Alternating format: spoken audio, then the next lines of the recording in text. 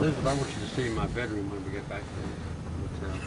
Remember that suite in, what was it in San Francisco? It was so big you could get lost in it. That's not the point here. They have really embarrassed me. Well, blame They got this them. beautiful suite with a bedroom upstairs, and nice, and stuck in the middle of one of the living rooms downstairs is a temporary bed, a double bed. That's bizarre. Yeah, it's completely out of place. And I presumed that it's because they got a winding stairway that goes up to their bedroom, and they figured that I was too old and decrepit, really, to go up to my bedroom. No. It doesn't fit in with the other furniture. It's just like somebody that they dragged in. That is just bizarre.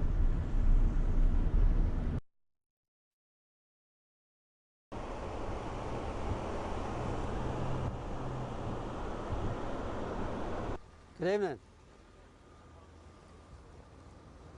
Starting to get chilly. Yeah, I noticed that. It's supposed to snow Thursday. I don't know. No, we'll hold, yes, while Elizabeth scouts the place out. God, you know, he's having a problem getting a visa for Sudan. They've been holding his passport. He's going down with the film crew to do the advance work. Yeah, what's the matter with him? What's he done wrong? He hasn't done anything. Oh. Elizabeth, you're in charge of whatever I do here. Oh, okay. The hold is that way. Let me go out and see what's going on. I'll go hold, and you let me know what to do. You got it. Well, early, I could sign those in advance, I guess. I don't want to stay late.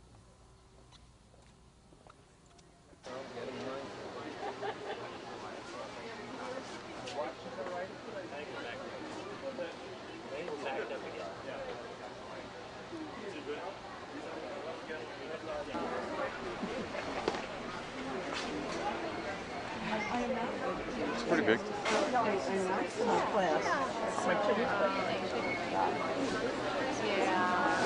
Forgot about it. Hey guys, stop. Ready? I read the summary of his book, and it's so one-sided. There is anti-Semitism all over the world, and he just fuels it more and more. He forgot about the massacres that was from the other side. He forgot about the peace treaties that we wanted. As a Holocaust survivor, I want peace. And I want it in the United States, and I want it in Israel. Because Israel saved me.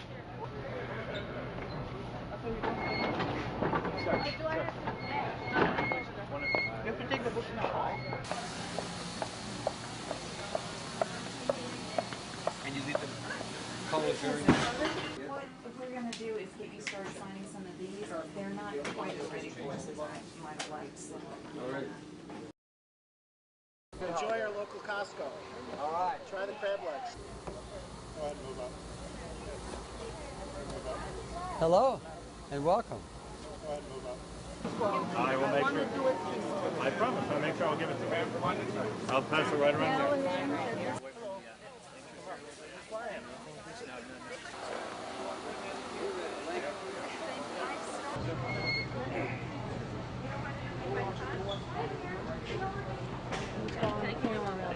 Yeah, you can take it. No problem. Yeah, they came in. Actually, I pulled in the parking lot about noon today. He's dealing with a very difficult issue that many politicians are afraid to deal with, and I think he's dealing with it in a relatively truthful manner. Well, my daughters were excited to meet you today. She was interested to learn that you like peanuts. I do. I weigh about 500,000 pounds every year. Eat a lot of peanut butter. Yes. Backstabbing opportunity test, and you should be tried for treason. Oh.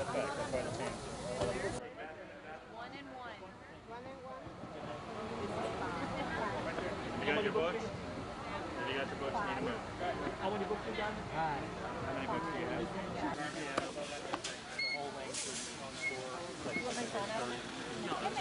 I have not read this book, but from what I gather and what I hear, and what I've read in the papers, this book lacks accuracy in so many ways that it shouldn't be in print.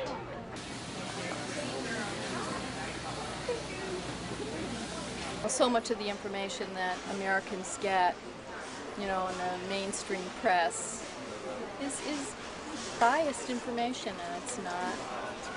I think it doesn't contribute to a real understanding of the very complicated issues involved. 30 years since your inauguration, and I was there. All right, I hope you had a good time. It was great, and it was cold, too. I remember how cold it was.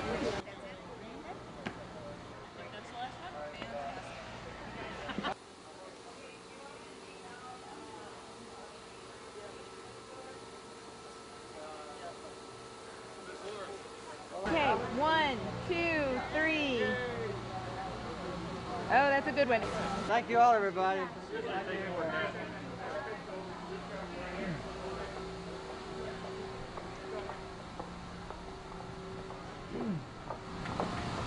cold outside.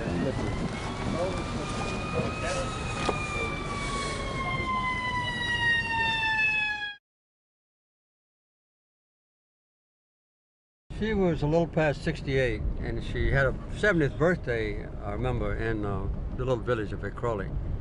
When Mrs. Gandhi, her subordinates, found out their mother was a registered nurse, they decided to assign mother, against mother's wishes, to the family planning program, educating the people about sex, using condoms and IUDs and restraining from sex. Very sensitive matters. That was what she was supposed to teach the people. So Mama finally had so much trouble communicating with one family at the time that she got one of her friends, who was also an untouchable but an artist, to help her make 2 puppets. One was a man, and the other one was his wife.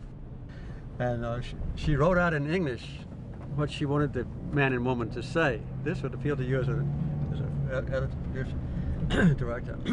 And so her helpers would teach Mama how to say about 5 words at a time, and she was in Marathi, and she would say them over and over and over and over, over and over. And finally, he'd say, "Okay, Lily," they call her Lily. I can understand you. So he would turn on the tape recorder, and she would say those 5 words. He'd turn the tape recorder off, and she'd say 5 more words. So she tape recorded the altercation between a man and a woman. The woman was insisting that it had enough children. The man said, "No, I want to have sex tonight." And she said, "Well, if you do, you're going to have to wear a condom." So that's the way she taught the people how to comply with the family planning program. Hello, this is Jimmy Carter. It's good to be with you. Well, I'm in Chicago right now myself. I'm ready. There's only one side to the whole situation ever discussed in the United States, in the Congress, or in most of the news media. So I wanted to provoke a debate and tell the people factually, for one of the rare times, what's actually going on over there. I think the American people are going to be shocked and disgusted to know what is happening within the occupied territories. I've enjoyed it a lot. Thank you very much. Have a good day. Good morning. Yeah, it's good to talk to you. I think the bottom line that makes me optimistic is that the people of that region want peace. You know, every mother in Palestine wants peace. Every mother in Israel wants peace. Well, good morning. It's good to be with you and all the folks around the Delaware, Philadelphia area. Thank you. As you can have good faith peace talks between any 2 antagonists if the mediator is obviously biased at the beginning and takes one side to the exclusion of the other. So you have to have both sides feel that the mediator is going to be fair.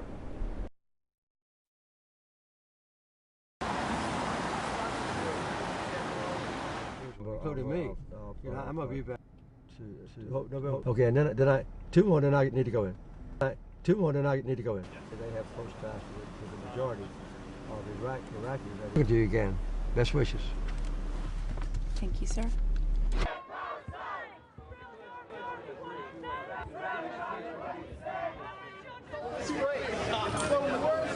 What do you say, hello, white power? I don't really go in a place unless Elizabeth tells me, because she checks to see if everything's okay. She went out to check. Okay, we'll wait for this one. I got up at 4:30 this morning. What time? You got to give me one more second because they haven't pulled the line all the way up yet. They're all there and they're in line, but I got to get them moved right there. And we have a lot of press. I can have you talk to the press while getting the line started. Let's do that. How about, why don't we do that? Ladies and gentlemen, thank you so much for coming tonight. We really appreciate it.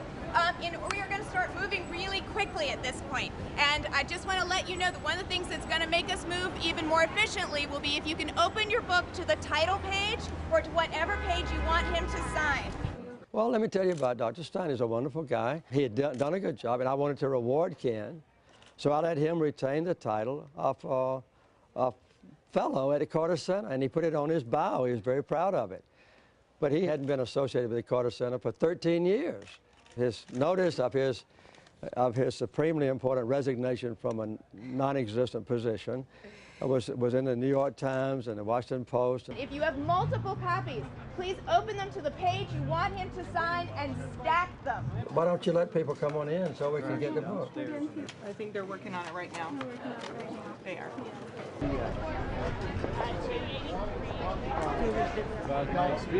Hi. Hi. Thank you very much. Sorry to keep you waiting. I can take two at a time. Are these all? These are three. They're three together.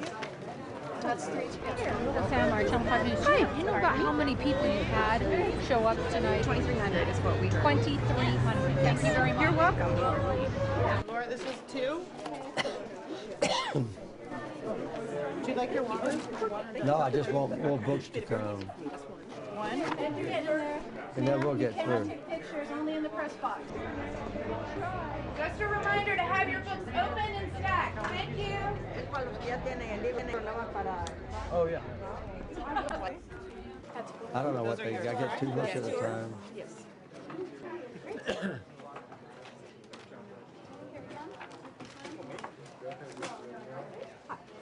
The president would like to speak. I know.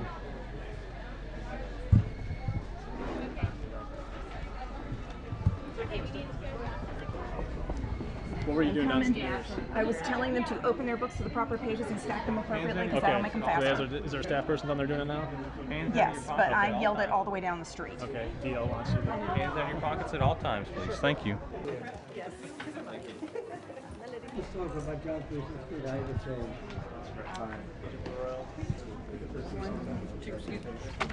Thank you. Fine, thank y'all. Ready? Here you go. Nice to see you. Good evening. Thank you. Good to see you tonight.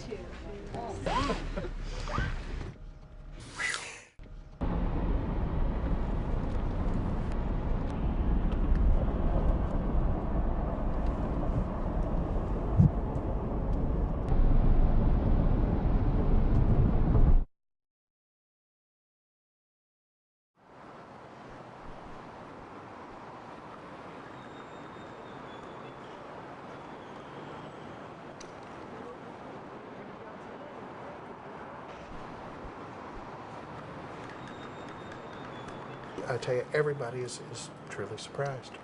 This is very atypical for a book on a serious subject at this time of year particularly. It's beating out the big diet books of the season. It's beating out dog stories. And this is a serious, book. This is a book about, Jews and Palestinians killing each other. Merry Christmas from President Carter. We're seeing a sales level here which is nothing short of extraordinary. I mean, it is amazing. And I think only Carter could pull this off. What I do think Carter has as well, besides the serious reader, serious political, concerned citizen market, is without question also a Christian market.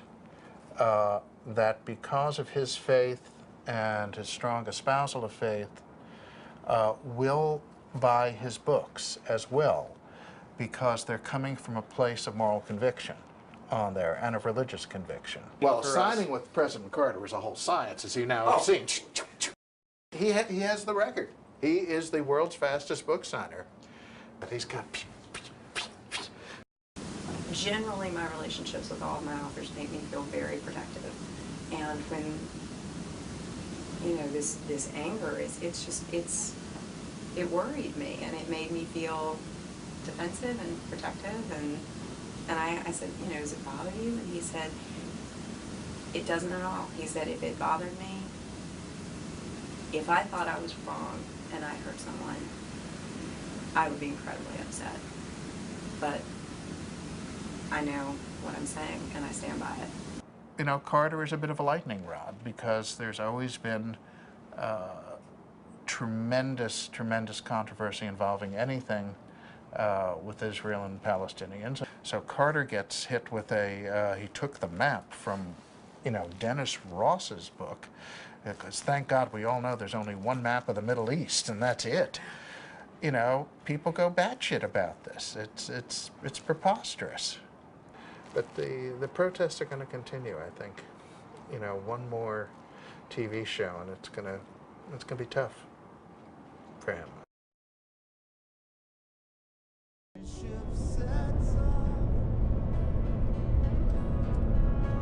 This is a so-called haunted house. That's where we lived for 5 years before we built our own house. That was from 56 to 61. You said haunted. It's a haunted house, yeah. There are ghosts that live in the house, and it's been well known since before I was born to be haunted. And we had some interesting experiences there. I remember some of them. There was a fellow that lived there named Sonny Faircloth, and he had some hound dogs just before we moved in.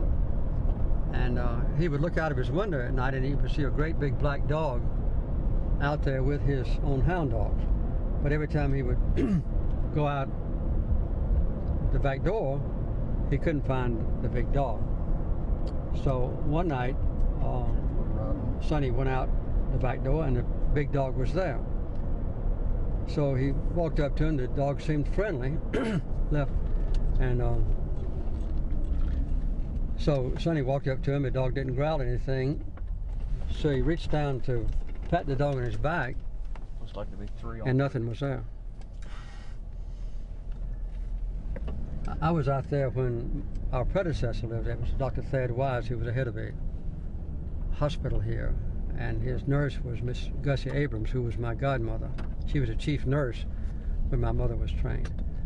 And she asked me to come out there one night when Dr. Thad was seriously ill. And I went out to spend a night with her, and she was cooking me some supper. And all of a sudden the dog started a weird howling, like wolves or coyotes. I never had heard anything like it before. And I looked out the back door, and all the Dr. Thad's dogs had their noses pointed up at the sky, howling. And we didn't know what it was. And we went in the bedroom, and Dr. Thad had just died. And those dogs knew somehow that Dr. Thad had died. We used to see a woman in the upstairs part of the house at night with a lantern, had on a long white dress, the woman did, and she was apparently searching for something. And when I was a child, neither I nor any of my black playmates would dream of walking past that house after dark. Not only is the house there haunted, but also there's cemeteries right down the road. So we would walk down the railroad track instead of going by the haunted house. Oh.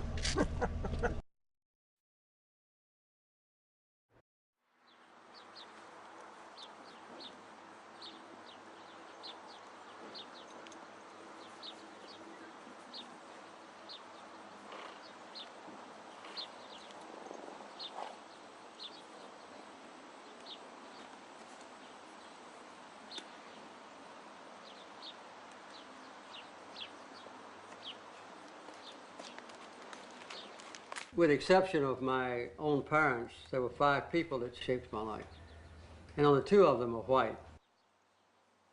The most important one in my life was Rachel Clark, who lived here in this house with her husband, Jack Clark.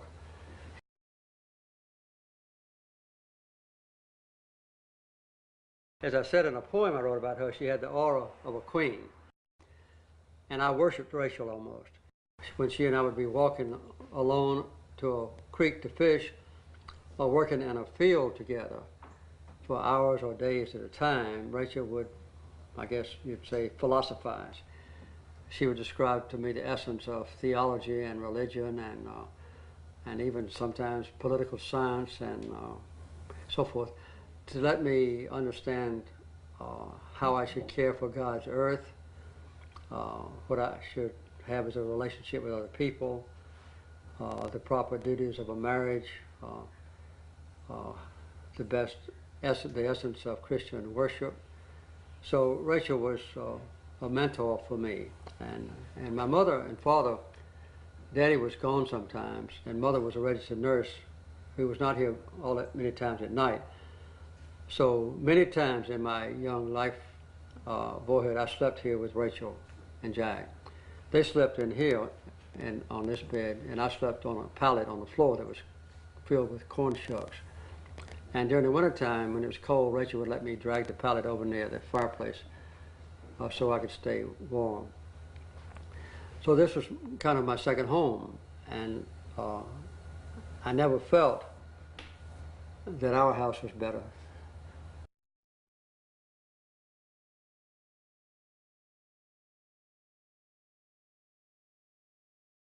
She never spoke about the need to end racial segregation. It was not a subject that was ever discussed, as I know, when I was a child. You know, to end racial segregation. She lived in her own black world, I lived in my own white world.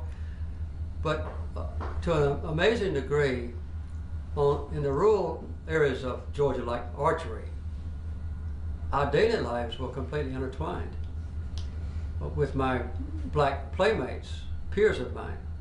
We wrestled with each other, we fought with each other, we made toys together and played with them together. We worked in the fields together, we went hunting together, went fishing together. We did everything together. And on a completely equal basis. It depends on who could run the fastest, who could wrestle the hardest, who was the best boxer that prevailed at a particular time. But it was a completely equal and intimate relationship. We could tell sometimes. We could catch a train and go into America's 10 miles away to a movie. And when one of my black friends, say A.D. Davis, and I decided to go to the movie and got permission from my daddy, we would go up to Archery and put a little red leather flag in a hole in a cross tie, and the engineer would see it and stop the train, and A.D. and I would get on and pay 15 cents for a round trip. He would go to the colored section, I would go to the white car, and we would ride to America separated. We'd get to the Americus Railroad station, we'd get off, and we'd walk down the street, maybe holding hands or playing with each other. We'd get to the theater. I would go down into the first floor, luxurious seats. He would go around to the back of the theater, go up to the third floor. We'd watch the movie separate. When the movie was over, we'd walk back together to the train and ride our separate ways to Archery. And that's the way it was. I wrote a poem about Rachel, but I wrote another poem called The Pasture Gate.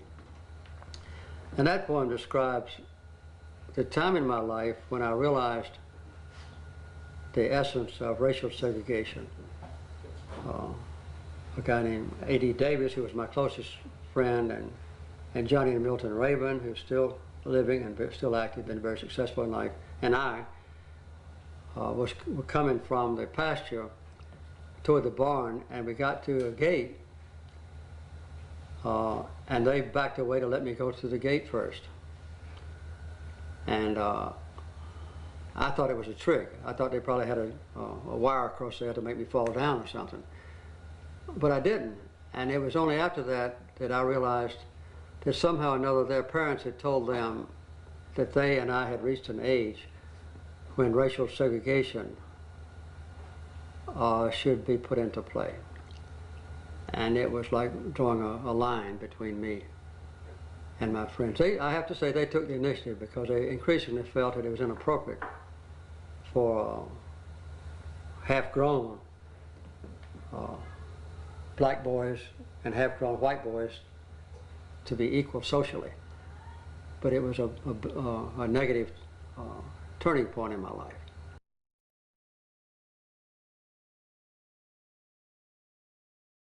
There were no civil rights activists. There were no enlightened white lawyers who condemned the Supreme Court ruling of separate but equal.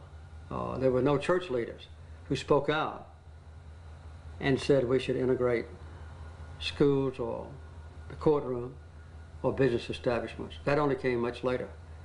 So at the time I left the farm and went off to serve in college and in the Navy,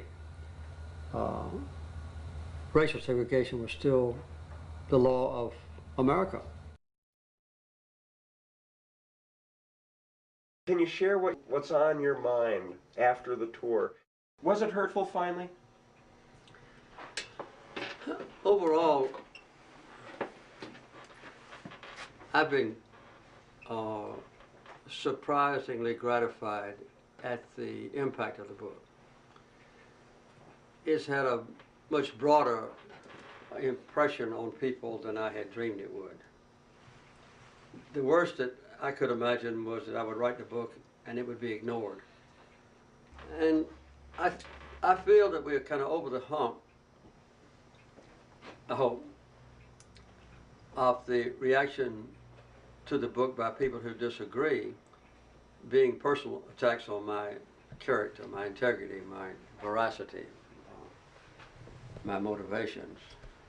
And so I've been able to weather that with some degree of pain. But I don't have any regrets about the choice of the title, which has precipitated the debate. And I'm very pleased with the response to the substance of the book. The fact that peace talks have now been missing for 6 years, and they might soon be renewed. The fact that nobody in the United States had ever acknowledged or discussed the horrible plight of the Palestinians, and that there is a growing concern about something must be done about them no matter what happens inside Israel. And the fact that the dreams of a strong and solid majority of Israelis to have peace within their own borders, slightly modified by negotiation, with peace for the Palestinians next door, I think has been moved a slight step forward. So overall, there's been some unpleasantness about the debates and the discussions and the personal attacks, but I've survived those okay, and I think in balance, the book has made an impact that might be beneficial.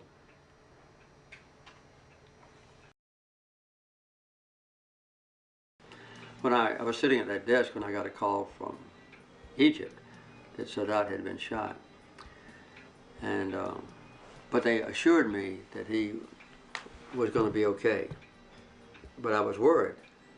And then about almost an hour later, they called me back and said that he was dead, and I cried like I did when my father died.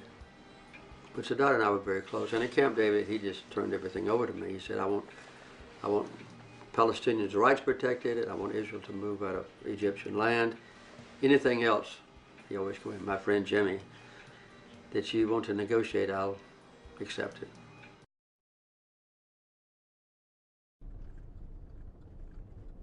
I began to see, as I went through my ever-evolving life, that public service was a way to implement some of the things that you adopt as a religious believer or just in your idealistic way as a student. And so I learned in those positions of importance that governments, if enlightened and if imbued with a kind of justice that Reinhold Niebuhr and others described, could be a very powerful and beneficial influence in people's lives. I learned too, after I left the White House mostly, the broad definition of human rights. You know, in America, if I asked this group without my coming here, just to list the basic human rights, you would list the freedom of speech, right? Freedom of religion, probably a trial by jury. And those are very important in our country. But if you ask a person in Haiti, what are the basic human rights, they would say the right to have food, or a place to sleep at night, or maybe gainful employment. In retrospect, would you change any of your policy priorities or decisions that you made either as president or afterwards related to health and or social justice? If I had to do over again, knowing what I don't know, yes. You know, the things that I've told you about the impact of poverty in the poorest communities, I didn't know about them then. You know, I knew what happened in Orchard, Georgia, where I grew up during the Depression years. All of my neighbors were black people, African Americans.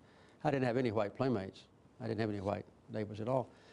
And I saw then, you know, what poverty was. The greatest challenge in the world is a growing chasm between rich people and poor people. In the past, villagers, just for instance, in the remote areas of Burkina Faso or Niger, wouldn't know what's going on 10 miles away. And now with radios and so forth, they begin, and even with the impact of television, they see the difference between their life and what's going on in Paris or just in Nairobi. And so they become more dispirited. The natural thing is for them to blame their own government. And that's why there are so many civil wars and skirmishes and animosities develop. And then ultimately, there develops a breeding ground for being recruited into a hatred of the richest people in the world. And the United States is a natural target.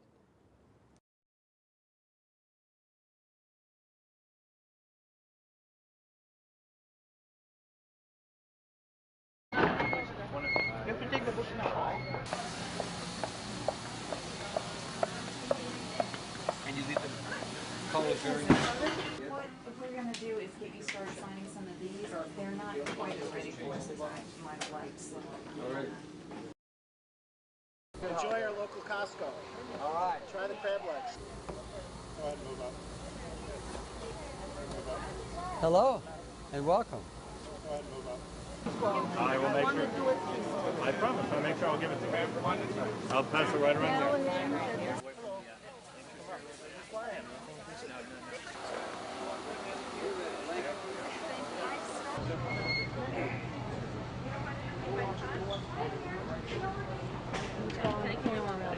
Yeah, you can take it. No problem. Yeah, they came in. Actually, I pulled in the parking lot about noon today. He's dealing with a very difficult issue that many politicians are afraid to deal with, and I think he's dealing with it in a relatively truthful manner. Well, my daughters were excited to meet you today. She was interested to learn that you like peanuts. I do. I weigh about 500,000 pounds every year. Eat a lot of peanut butter. Yes. Backstabbing opportunity test, and you should be tried for treason. Oh.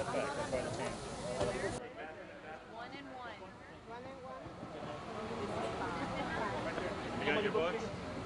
Have you got your books? You need to move. How many books you got? How many books do you have?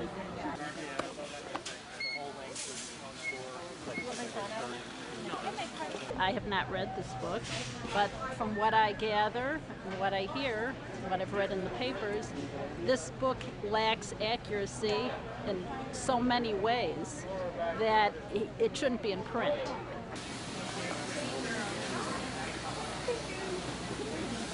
So much of the information that Americans get, you know, in the mainstream press is biased information, and it's not. I think it doesn't contribute to a real understanding of the very complicated issues involved. 30 years since your inauguration, and I was there.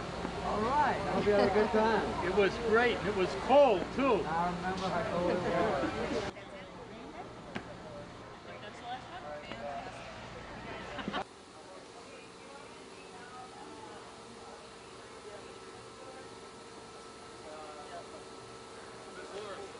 Okay, 1, 2, 3.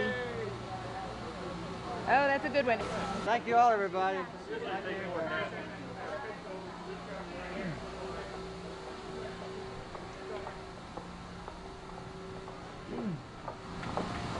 Cold outside. What's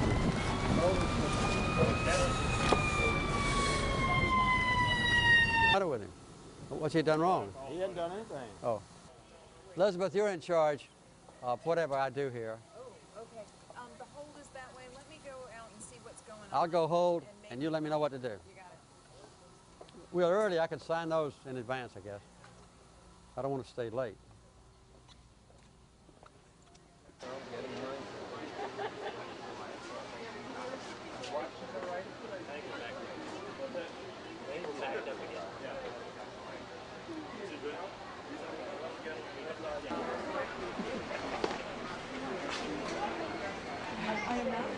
It's pretty big.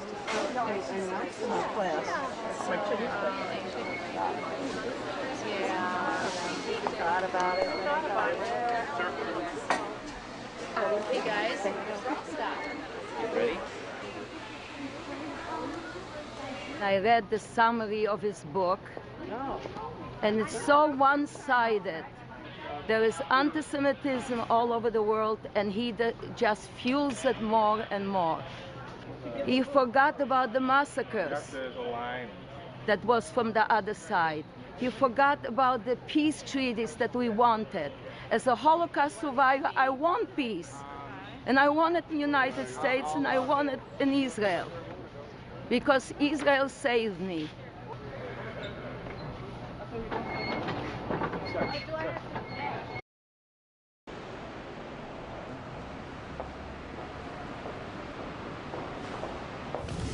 Elizabeth, I want you to see my bedroom when we get back to the hotel. Remember that suite in, what was it in San Francisco? It was so big you could get lost in it. That's not the point here. They have really embarrassed me. Well, They got this beautiful suite with a bedroom upstairs, and nice, and stuck in the middle of one of the living rooms downstairs is a temporary bed, a double bed. Bizarre. Yeah, it's completely out of place. And I presumed that it's because they got a winding stairway that goes up to their bedroom, and they figured that I was too old and decrepit, really, to go up to my bedroom. No. It doesn't fit in with the other furniture. It's just like somebody that they dragged in. That is just bizarre.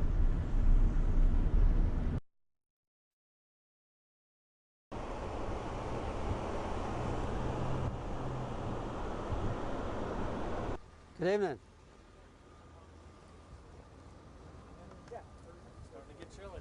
Yeah, I noticed that. It's supposed to snow Thursday. I don't know. No, we'll hold, yes, while Elizabeth scouts the place out. You know, he's having a problem getting a visa for Sudan. They've been holding his passport. He's going down with the film crew to do the advance work. Yeah, what's the matter? She was a little past 68, and she had a 70th birthday, I remember, in the little village of Vikroli. When Mrs. Gandhi, her subordinates, found out their mother was a registered nurse, they decided to assign mother, against mother's wishes, to the family planning program, educating the people about sex, using condoms and IUDs and restraining from sex, very sensitive matters. That was what she was supposed to teach the people. So Mama finally had so much trouble communicating with one family at the time that she got one of her friends, who was also an untouchable but an artist, to help her make two puppets. One was a man, and the other one was his wife. And she wrote out in English what she wanted the man and woman to say. This would appeal to you as a director. And so her helpers would teach Mama how to say about 5 words at a time.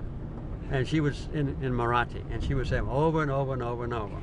Over and over. And finally, he'd say, okay, Lily, they call her Lily, I can understand you. So he would turn on the tape recorder, and she would say those 5 words. He'd turn the tape recorder off, and she'd say 5 more words. So she tape recorded the altercation between a man and a woman